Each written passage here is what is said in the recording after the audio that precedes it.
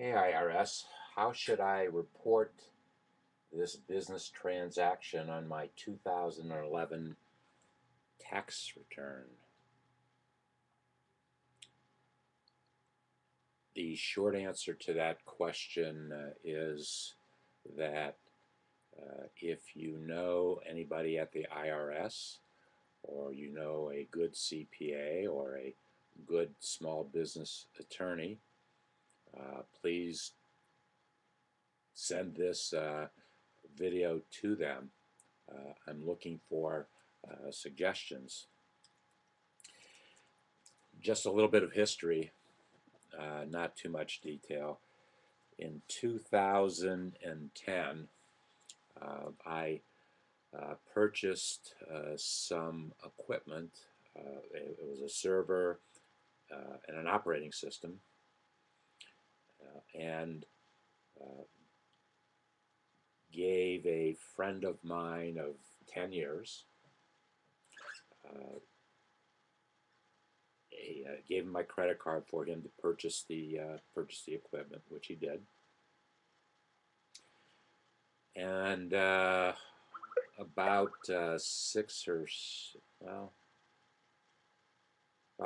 4 months later, after he actually purchased the equipment, there was a weekend where we were supposed to do all the final connections. He had the keys to the front door. We were just getting the keys so that we could go in the front door. It was that close, and he was nowhere to be found. So I went to I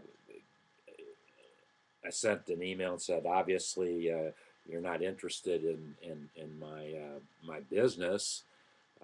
You're not responding to 5 phone calls and voice messages, not only from myself but from Curtis. Cease and desist any further development. Well, I never heard back. Actually, never heard back from that. So I went on and went to get my equipment back, and he wouldn't give it to me. He said he did all this work, and until I paid him for the work, he wouldn't do it. But he didn't do anything when I asked him to do what needed to be done. There's no proof that he did what he was supposed to do. When I asked him to do the work that he needed to do, he absolutely didn't do it. So I was at a total loss there.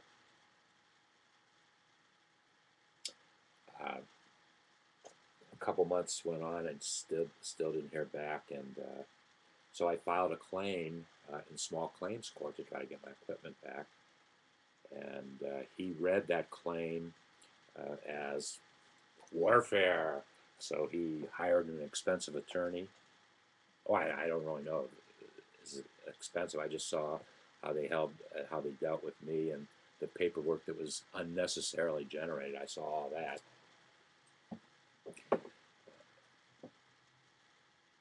We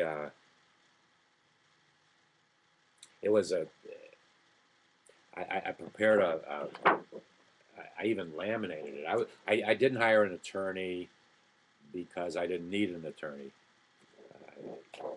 You need an attorney when you've done something wrong or you want something protected. And I didn't fall into either of those categories. I just wanted back what belonged to me. So I went to court with my case laminated.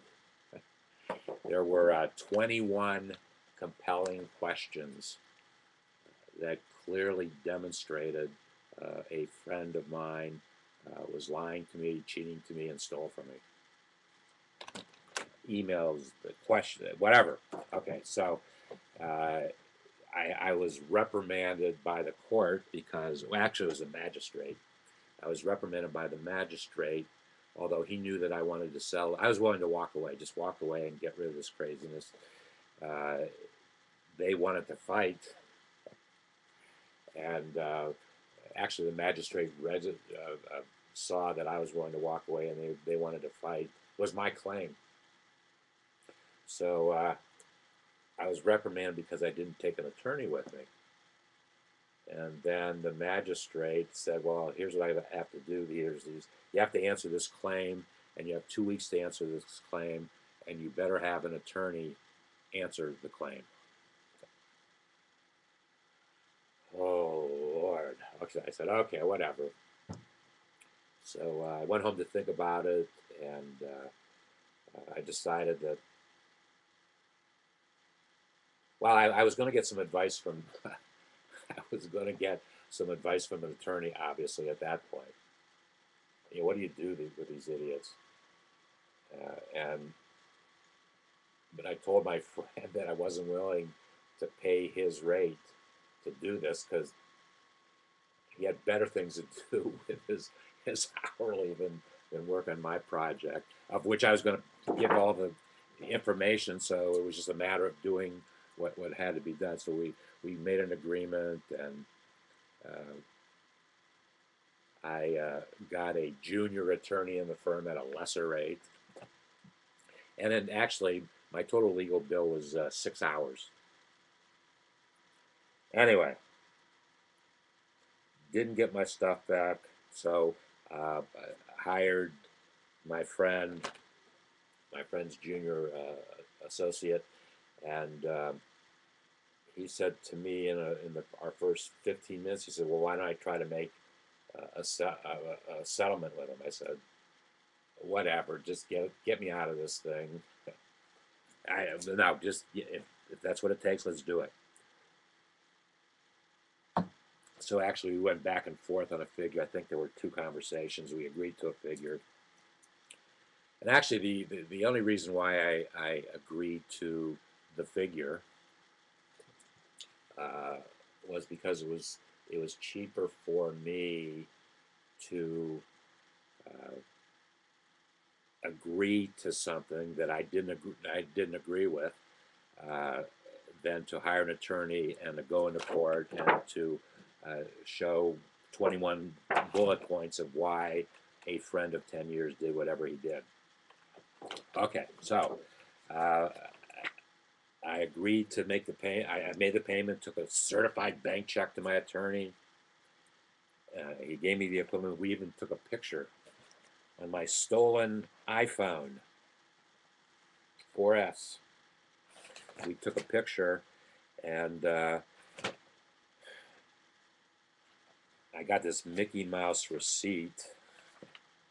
That this is what they said they provided, and it didn't register that much to me. So I went home. I took the equipment. I went home. Then I said, "Well, okay, I'm going to start using this stuff. It's mine again for the second time."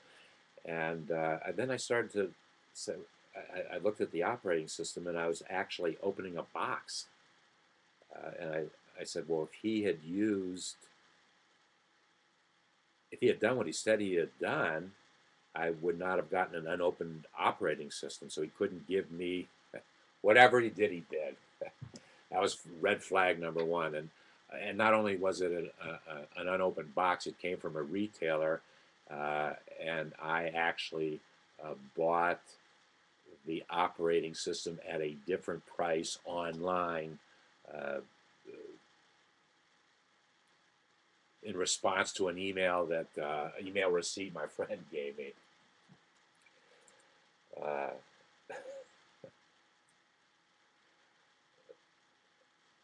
so I brought the equipment home, looked at it, operating system.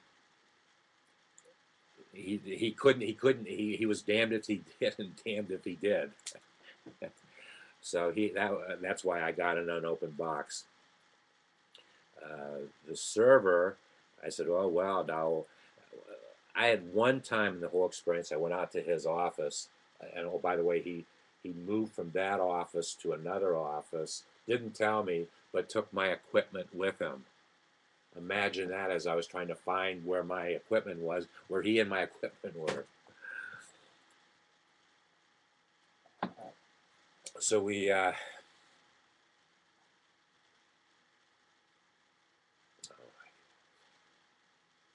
was a really, the whole experience was it was an interesting experience, and there are definite business lessons to be learned, and I'm not going to go into all those business lessons right now. There's way too many of them. I guess it starts with doing business with a friend who you trust. I think it starts right there. How do you do business with a friend that you trust? I think maybe that's the better question to ask. Okay, so my question to the IRS and an attorney and a CPA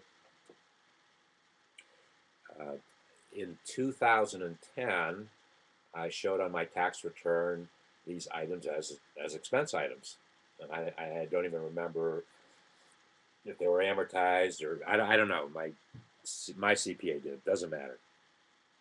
We did whatever we did in 2010. Now that I'm getting ready to file 2011, I've got a receipt for equipment.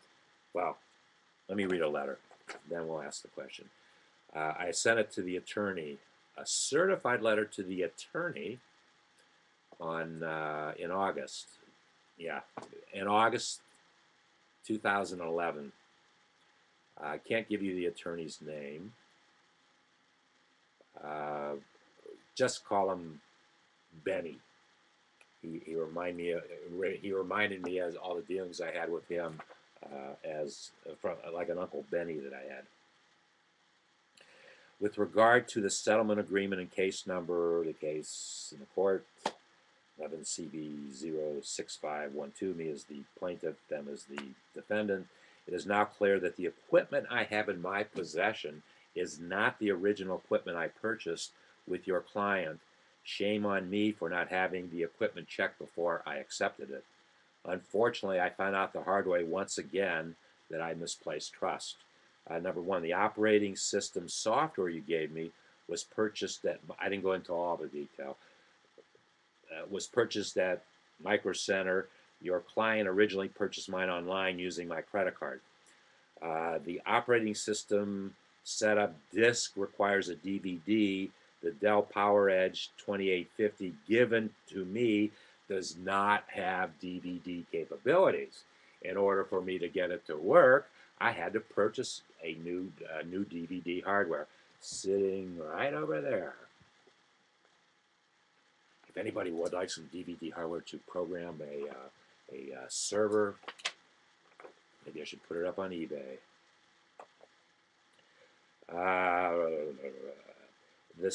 Here it is. The serial number on the Dell PowerEdge 2850 that the receipt says does not match numbers given me in an email from your client in June of 2010. Therefore, I must receive, this is in bold type, underlined, underscored. Therefore, I must receive a letter from you stating I am the rightful owner of the operating system, the license, and the server now in my possession. That was written in August of 2011. I have not gotten a response to it.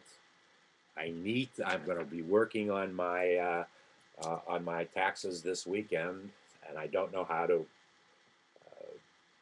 report this transaction. So I'm looking for advice from the IRS. I'm looking for advice from a CPA. I'm looking for advice from an attorney, a small business attorney, and let me know what your thoughts are, and I'll move forward accordingly. I'd like to, speaking about doing taxes this weekend, I want to share with you a tax tip. And it's something I did for the first time last year. And boy, I quickly made the decision to do it again this year. Last year, I decided I was going to get some software, and I was going to go through my return on a line-by-line basis just to see what a return of mine might look like before getting it back from my accountant. What it did for me was it made me understand on a line-by-line basis what my business was all about, and I learned many new things by doing it. So that alone, it was a great investment for me. Then when I printed out the form as it, and I could have submitted it right to the IRS with this software, I didn't want to do that. I actually wanted my CPA to audit my work and the form. So what happened was he actually spent less time working on my tax work for the year than he had in previous years. And guess what? He charged me less to just audit a return that I did, of which I learned a great deal of new information about my business that I never really stepped back to really think about. And is it a good number? Do I need to change that number? Do I need to work on that? Do I need to make it more efficient? So I quickly this year bought this year's edition. I'm going to work on it this weekend. I don't know how to handle that, so I'll hold off submitting that until I hear back from some folks. Thank you for listening, and please tell your friends about our community. These are the kind of discussions we get into every day at davidsbarter.com, our community bulletin board. Once you register and log in, you immediately go to the community bulletin board where the questions of the day change, the keywords of the day are listed. Then I do videos, a YouTube video that I do, and then I take the code from that video and embed it on our landing page. So we're making great use of the wonderful technology there is at YouTube. I knew that YouTube existed up until about 6 weeks ago. I never used YouTube, and now it's an important part of everything I do in a day's time. So please visit David's Barter Community. And once you create a complimentary marketing profile, send me a message and message Small Biz David and tell me what you thought about the experience. And thank you for your time today.